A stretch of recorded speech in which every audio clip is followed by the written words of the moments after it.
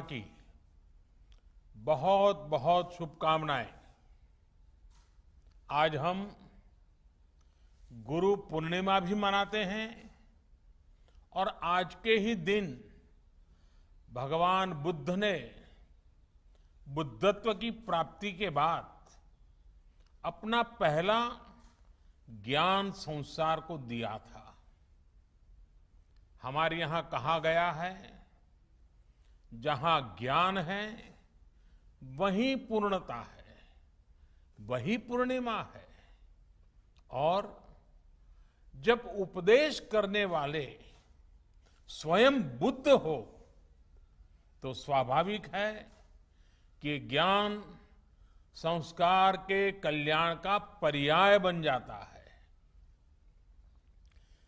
त्याग और तितिक्षा से तपे बुद्ध जब बोलते हैं तो केवल शब्द ही नहीं निकलते, बल्कि धम्म चक्र का प्रवर्तन होता है।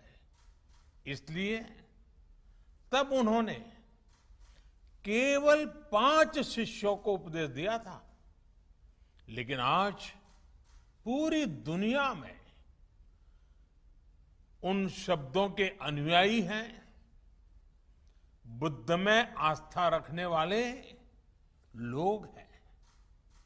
साथियों, सारनाथ में भगवान बुद्ध ने पूरे जीवन का, पूरे ज्ञान का सूत्र हमें बताया था। उन्होंने दुख के बारे में बताया, दुख के कारण के बारे में बताया, ये आश्वासन दिया कि दुखों से जीता जा सकता है और इस जीत का रास्ता भी बताया।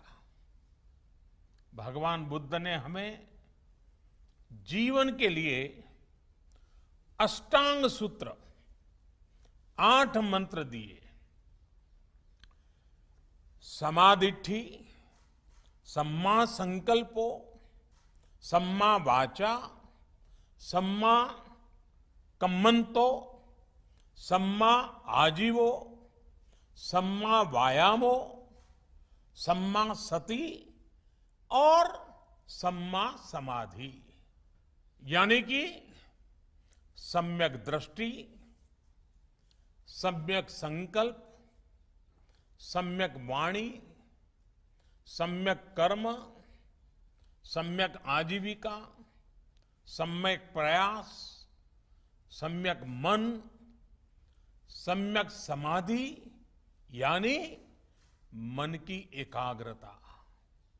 मन, वाणी और संकल्प में, हमारे कर्मों और प्रयासों में अगर ये संतुलन है तो हम दुखों से निकलकर प्रगति और सुख को हासिल कर सकते हैं। यही संतुलन हमें अच्छे समय में हमें लोक कल्याण की प्रेरणा देता है और मुश्किल में धैर्य रखने की ताकत देता है। साथियों, आज कोरोना महामारी के रूप में मानवता के सामने वैसा ही संकट है जब भगवान बुद्ध हमारे लिए और भी प्रासंगिक हो जाते हैं। बुद्ध के मार्ग पर चलकर ही बड़ी से बड़ी चुनौती का सामना हम कैसे कर सकते हैं, भारत ने ये करके दिखाया है। बुद्ध के सम्यक विचार को लेकर आज दुनिया के देश भी एक दूसरे का हाथ थाम रहे हैं, एक दूसरे की ताकत बन रहे हैं।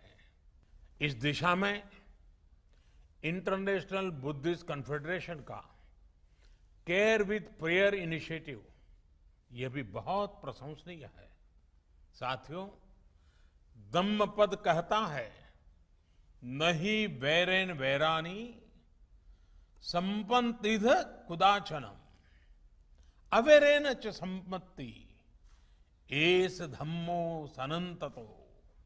अर्थात वैर से वैर शांत नहीं होता, बल्कि वैर अवेर से, बड़े मन से, प्रेम से शांत होता है।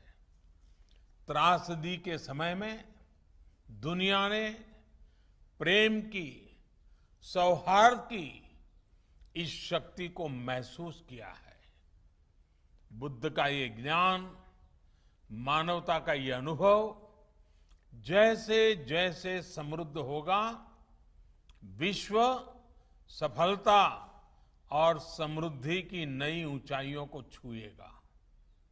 इसी कामना के साथ एक बार फिर आप सभी को बहुत बहुत बधाई। आप स्वस्थ रहें और मानवता की सेवा करते रहें। धन्यवाद।